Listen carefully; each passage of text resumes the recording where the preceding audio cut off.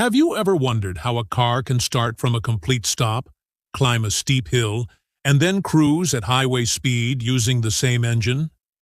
The engine can spin at thousands of revolutions per minute, but the wheels cannot operate efficiently at that same speed. The transmission solves this problem by controlling how engine power reaches. The wheel's power begins at the engine's crankshaft. From there, it enters the transmission through a component called the clutch in a manual car, or a torque converter in a traditional automatic. In a manual transmission, the clutch temporarily disconnects the engine from the gearbox.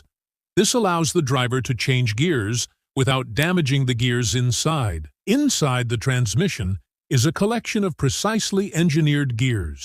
Different gear combinations provide different ratios between engine speed and wheel speed. When the car starts moving, first gear provides a large mechanical advantage. The engine turns many times while the output shaft turns much more slowly, producing high torque at the wheels. Think of it like using a long wrench. A lower gear sacrifices speed, but multiplies torque, giving the car the force it needs to overcome its own weight and begin moving. Once the car is moving, second gear reduces the mechanical advantage. The wheels can spin faster, while the engine continues operating within a useful RPM range. As speed increases, the transmission moves into higher gears. The gear ratio gets closer to 1:1, and eventually the output shaft can rotate nearly as fast as the engine.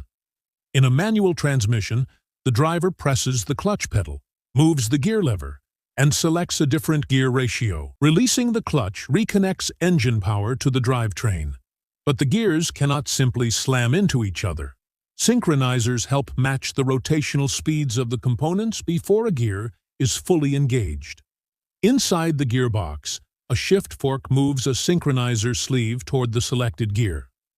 Once their speeds match, locking teeth engage and transfer torque through the chosen gear pair.